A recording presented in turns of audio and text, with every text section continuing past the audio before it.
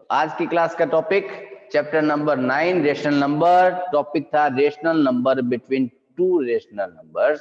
यदि हमें given condition में टू रेशनल नंबर्स ऑलरेडी दे रखे हैं और हमें ये पूछ लिया जाए कि इन दोनों नंबर्स के बीच कौन कौन से या कितने रेशनल नंबर आ सकते हैं, तो मान लिया मैंने 5/7 और लिखा मैंने 3/5, टू रेशनल नंबर्स लिखे। क्वेश्चन पूछा गया आपसे how many rational numbers comes between two rational numbers. तो फर्स्ट ऑफ ऑल तो उसका सॉल्यूशन आपके पास होता है कि हमारे पास दो नंबर के बीच यानी टू रेशनल नंबर अगर मैं गिवन है तो इन्फिनिटली मैनी सॉल्यूशंस यानी many rational numbers are lies between two rational numbers, यानी दो रेशनल नंबर के बीच में हमारे पास बहुत सारे रेशनल नंबर आ सकते हैं, इनफाइनाइट। ठीक है, अब आपको सर ऐसा कैसे हो सकता है, नंबर तो दो ही थे, है ना? तो चेक करके देखेंगे अभी कितने नंबर्स मिल सकते हैं। बट अगर क्वेश्चन हमें ये कहता है कि find any 4 rational numbers, find any 5 rational numbers, find any 1 rational numbers, तो सबको करने के तरीके अलग अलग है। ठीक है, यानी अकॉर्डिंग टू कॉन्सेप्ट। ठीक है, अगर देखा जाए अपने तो हमारे पास बहुत सारे तरीके ऐसे हैं जिनसे हम लोग रेशनल नंबर्स फाइंड आउट कर सकते हैं। फर्स्ट ऑफ ऑल मेथड सारे बता देता हूं आपको मैं, लेकिन करेंगे हम लोग सिर्फ एक ही मेथड यूज। ठीक है, फर्स्ट मेथड होता है अपना एवरेज मेथड।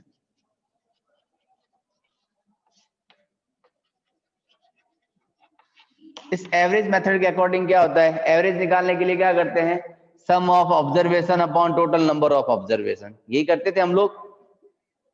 यानी मुझे इन दोनों नंबर के बीच का नंबर चाहिएगा तो मैं क्या करूंगा, 5/7 प्लस 3/5 अपॉन में 2 कर दूंगा, यानी इन दोनों को ऐड करके इसका आधा कर दूंगा, यानी बीच वाला नंबर मिल जाएगा मुझे। ठीक है, देखिए एलसीएम लिया फर्स्ट ऑफ ऑल 35, ये 5 टाइम 5 5 जा 25 प्लस 7 टाइम 7 3 जा 21 अपॉन 2, यानी ओवरऑल मिलके हुआ 46/35 और ये मल्टीप्लाई में 2 आ गया, ये 1 टाइम और ये मिला मुझे 23 time. It means 23/35 lies between two rational numbers 5/7 and 3/5। ये तरीका यानी ये मेथड उस कंडीशन में लगता है अप्लाई जब हमारे पास ओनली 1 नंबर पूछा जाता है। ठीक है, एक नंबर निकालना था, हमने सीधा सीधा निकाल दिया। अगर मुझे मोर देन 1 पूछ ले, मुझे क्या पूछ ले, मोर देन 1 नंबर्स पूछ ले, तो बेटा ये तरीका तो फेल हो गया अपना।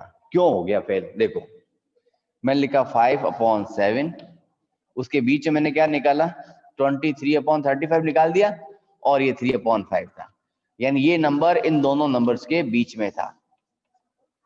अब मुझे कह दिया बेटा और नंबर निकालो, तो मैं क्या करूंगा, फिर इन दोनों का सम करके इसके बीच का निकालूंगा, इन दोनों का सम करके इनके बीच का निकालूंगा। यानी प्रोसीजर तो सही है बट टाइम बहुत ज्यादा लग जाएगा मुझे, है ना, टाइम मुझे बहुत ज्यादा लगेगा, है ना। तो ये तरीका सक्सेस है बट शॉर्ट टर्म प्लान के लिए। ठीक है, जहां में केवल 1 और 2 नंबर्स निकालने होंगे तब तक तो कैपेबल है। आगे बढ़ते बैंड बजानी शुरू कर देगा हमारी ये। ठीक है, आगे बढ़ते हमारी ये क्या बजाएगा, बैंड बजाएगा। ठीक है, तो इस तरीके को हम लोग इग्नोर करेंगे। नेक्स्ट तरीका लेंगे हम लोग n+1 रूल। क्या करेंगे, n+1 रूल लेंगे। क्वेश्चन पे बाद में आएंगे, पहले रूल्स की बात करते हैं। मैंने लिया n+1 rule where n is equals to number of rational number, n equals to numbers of rational number, यानी हमने कितने रेशनल नंबर्स फाइंड आउट करने हैं अकॉर्डिंग टू क्वेश्चन। अगर क्वेश्चन हमें कहता है find any 4 rational between numbers 5 any 5 5 any 6, तब तक तो ये सक्सेस है ना। चलें, तो n कितना भी होगा उसके अकॉर्डिंग देखेंगे हम लोग। ठीक है, मान लिया इस क्वेश्चन को एक बार के लिए ड्रॉप करते हैं हम लोग, एक छोटा सा सिंपल सा क्वेश्चन उठाते हैं और उस रूल को उठाते हैं। देखो मान लिखा मैंने 2 and 3, मेरा क्वेश्चन दिया मैंने 2 and 3, क्वेश्चन मिला मुझे 2 and 3 कि मुझे 2 और 3 के बीच में एनी 5 एनी 5 रेशनल नंबर्स, यानी मुझे क्या फाइंड करना है, 5 rational numbers. Any 5 rational numbers किसके बीच के निकालने हैं मुझे, 2 और 3 के बीच के। अब आप कहोगे सर 2 और 3 रेशनल नंबर में आते हैं क्या? आते हैं बेटा। क्यों आते हैं? क्योंकि रेशनल नंबर क्या होता है, जिसको हम लोग p बाई क्यू की फॉर्म में लिख सकते हैं, जिसको हम लोग p बाई क्यू की फॉर्म में लिख सकते हैं। तो देखो मैं 2 को 2/1 और 3 को 3/1 लिख सकता हूं, है ना, क्योंकि q हमारा 0 कभी नहीं होता। ये रेशनल नंबर की कंडीशन थी अपने पास में। रेशनल नंबर की कंडीशन क्या थी कि p बाई क्यू की फॉर्म में लिख सकते हैं, q is not equal to 0 होता है, p और q अपने इंटीजर्स होते हैं, तो पॉजिटिव नेगेटिव कोई मायने नहीं रखता हमारे लिए, ठीक है, हम लिख सकते थे। इस कंडीशन में हमें क्या दिखा कि हमारे दोनों के दोनों न्यूमरेटर क्या थे, इक्वल थे। यानी अगर हमें क्या फाइंड करना है, rational numbers between 2 rational numbers, तो फर्स्ट ऑफ ऑल हमें ये देखना है कि दोनों रेशनल नंबर्स के डिनोमिनेटर्स क्या होने चाहिए, इक्वल होने चाहिए। Denominators are equal in both rational numbers in given condition, ठीक है। तो यहाँ तो देखो दोनों के पास हमारे 1 1 था। अब आप कहोगे सर ऊपर तो 7 और 5 था ना, तो तभी तो मैंने इसको एक बार के लिए क्या कर दिया था, इग्नोर कर दिया था, ताकि पहले नॉर्मल कॉन्सेप्ट देखे फिर वहां जाते हैं। 2 और 3 दोनों का डिनोमिनेटर कितना था, 1 और 1, यानी डिनोमिनेटर इक्वल है। तो हमने रूल लगाया n+1 का। कौन सा रूल लगाया हमने, n+1 का। इसके अकॉर्डिंग मैंने कितने रेशनल नंबर फाइंड करने का आपको, n = 5। तो अकॉर्डिंग टू रूल n+1 किसके हो जाएगा मेरा, 6 के इक्वल। n+1 किसके इक्वल होगा, 6 के equal. We multiply both rational numbers with 6/6। It means 2/1 is multiplied with 6/6 and 3/1 is multiplied with 6/6। यानी गिवन कंडीशन के जितने भी रेशनल नंबर थे, यानी 2 रेशनल नंबर थे, उन दोनों को सेम न्यूमरेटर और सेम डिनोमिनेटर से क्या कर दिया हमने, मल्टीप्लाई कर दिया। क्या कर दिया, मल्टीप्लाई कर दिया। यानी हमने क्या किया, इस 2/1 के भी क्या निकाले, इक्विवेलेंट रेशनल नंबर्स, और 3/1 का भी क्या निकाला मैंने, इक्विवेलेंट रेशनल नंबर्स। क्या मिला मुझे, देखो अब ये मत कहते 2 1 जा 2, 2 3 जा 6, कट गया मेरा, नहीं कटेगा। 2 को 6 से मल्टीप्लाई, 6 को 1 से, 12/6, 6 3 जा 18/6। डिनोमिनेटर्स दोनों के क्या हो चुके हैं, इक्वल, है ना। डिनोमिनेटर्स दोनों के क्या है, इक्वल है। यहाँ 12 है, यहाँ 18 है, क्लियर है। 12 और 18 के बीच में मुझे क्या मिलेगा कि 13/6 मिलेगा, 14/6 मिलेगा, 15/6, 16/6 and 17/6 are lies between 12/6 and 18/6। But हमारी कंडीशन क्या कहती थी कि रेशनल नंबर्स जो होते हैं वो को प्राइम नंबर्स होते हैं, यानी उनके पास नो अदर कॉमन फैक्टर 1, ठीक है ना, यानी उनके पास कोई भी 1 के अलावा कोई कॉमन फैक्टर नहीं होता। तो ये देखो 13/6 कैंसिल नहीं होते सिंपलेस्ट में, 14/6 हो सकता है। देखो ये 2 की टेबल से 7 टाइम, 2 की टेबल से 3 टाइम, ये 3 की टेबल से 5 टाइम, 3 की टेबल से 2 टाइम, 2 की टेबल से 8 टाइम, 2 की टेबल से 3 टाइम। यानी इस कंडीशन को आगे मैं क्या लिख सकता हूं, फाइनल फॉर्म में। अगर आपने यहां तक लिख दिया तो मार्क्स कटेंगे आपके 100%, क्योंकि ये रेशनल फॉर्म में नहीं है, ठीक है। 13/6,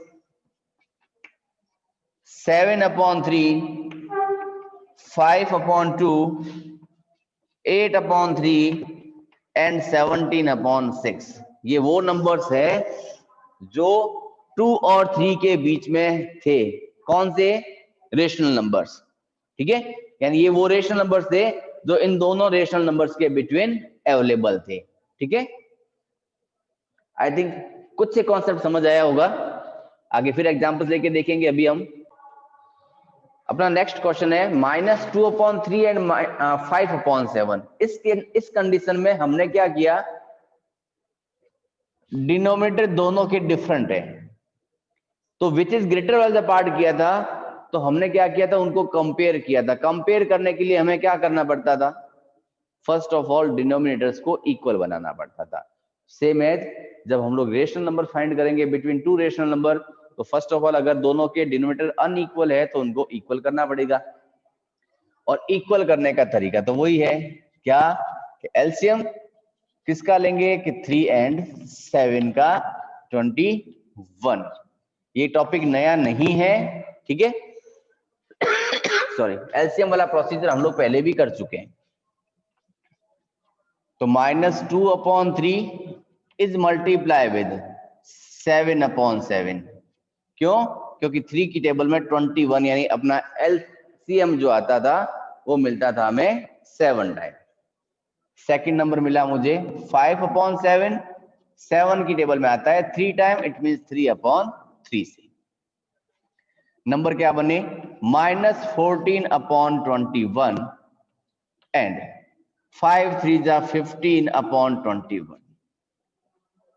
ये बने अपने टू रेशनल नंबर्स जिनके डिनोमिनेटर्स क्या हो चुके हैं, ऑलरेडी इक्वल हो चुके हैं, ठीक है। अब एक नया ट्विस्ट आ जाता है, वो क्या कहता है कि पहले मैंने रूल लगाया था n+1 का, मैंने अपना रूल खुद ही फेल कर दिया, है ना। बट वो भी रूल काम करेगा, बट वहां काम करेगा जहां दोनों वैल्यू या तो नेगेटिव होगी या दोनों वैल्यू पॉजिटिव होगी।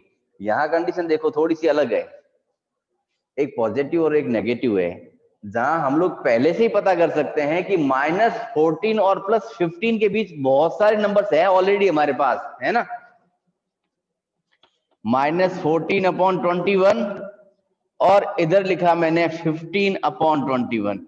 इन दोनों के बीच हमारे पास ऑलरेडी नंबर्स है, देखो -13, -12, -11, -10, और इधर मैं बीच में डॉट डॉट करके चलू प्लस में अगर, तो 10, 11, 12, 13, सबका डिनोमिनेटर 21।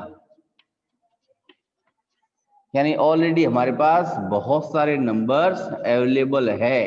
जब नंबर्स बहुत सारे अवेलेबल है तो हमें वो n+1 रूल फॉलो करने की जरूरत नहीं है,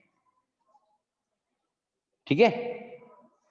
जब थे ऑलरेडी हमारे पास तो क्यों मल्टीप्लाई करके स्टेप बढ़ाएं अपना, क्यों मल्टीप्लाई करके हम लोग अपना स्टेप्स आगे बढ़ाएं जब हमें डायरेक्टली आंसर यही मिल रहा है। यहां देखा था तो मुझे कुछ नहीं दिखा, जैसे मैंने दोनों का डिनोमिनेटर क्या किया, इक्वल किया। इक्वल डिनोमिनेटर करते ही हमें बहुत सारी कंडीशंस मिल जाती है। जब कंडीशन मिल गई है तो हम n+1 के पास में नहीं जाते। और यहां से एक बात और डिक्लेयर हो जाती है कि टू रेशनल नंबर्स के बीच में हमारे पास बहुत सारे infinitely many rational numbers are available, ठीक है। वो यहां दिखाई रहा है अपने को, देखो -14 से लेकर +14 तक, ठीक है। आई थिंक बात समझ में आई है। इसी टाइप का एक एग्जांपल और लेते हैं।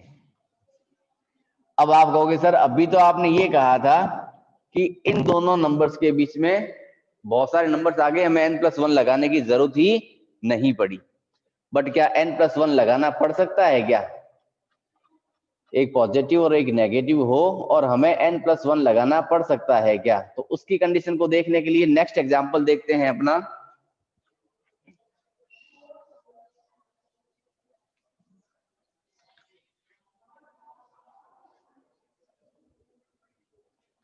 जो मैंने फर्स्ट क्वेश्चन दिया था आपको, ठीक है, उसी को ले लें। चलने हैं दूसरा उठाते, चलो। -4/5 एंड -2/3, दोनों के न्यूमरेटर माइनस के हैं, यानी दोनों फ्रैक्शन वैल्यू जो है, यानी दोनों रेशनल नंबर्स जो है वो नेगेटिव साइन के दे रखे हैं। फर्स्ट ऑफ ऑल तो taking LCM, then LCM is equals to 5 × 3 होगा, यानी 15 ही मिलेगा मुझे। तो -4/5 इज मल्टीप्लाई विद 3/3। क्यों? क्योंकि डिनोमिनेटर को हमें किस में कन्वर्ट करना है, 15 में।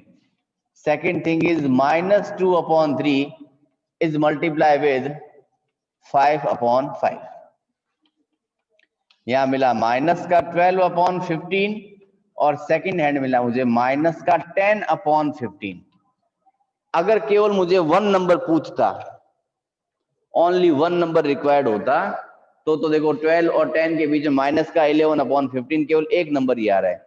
बट हमें क्वेश्चन में पूछा गया है n = 5 दे दिया मान लिया, तो वही रूल फॉलो करें n+1 का, ठीक है। यानी n+1 किसके इक्वल हो जाएगा मेरा, 6 के इक्वल। तो मान लिया मैं न्यूमरेटर और डिनोमिनेटर दोनों को किससे मल्टीप्लाई कर देता हूं, 6/6 से। Then -12/15 is multiplied with 6/6 and -10/15 is multiplied with 6/6. 12 6 72, 15 6 90। और सेकंड कंडीशन में देखा मैंने 10 6 60/90। अब मैंने आपसे पूछा only 5 numbers, only 5 numbers, but given fractional number in rational number जो मिले उसके बीच में मुझे एक -71 मिला, 70, 69 और पीछे जाए आगे, और अगर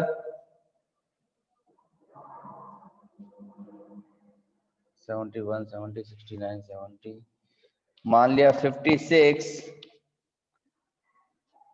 55, 54, 53, ऐसे बहुत सारे नंबर्स आ सकते हैं, ठीक है। तो जितने भी नंबर्स हो बीच में अपने रिक्वायरमेंट के अकॉर्डिंग हम उसको एडजस्ट कर देंगे, ठीक है। यानी जिन नंबर्स की हमें रिक्वायर्ड होगी उसी कंडीशन को हम लोग पिकअप कर लेंगे, ठीक है। फुल फाइनल आंसर लिख देता हूं मैं आपके लिए।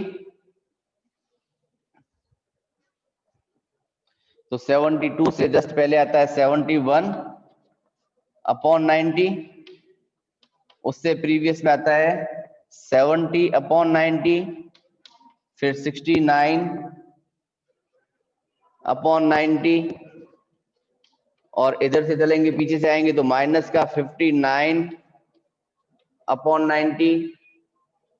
58/90, और between there are so many rational numbers.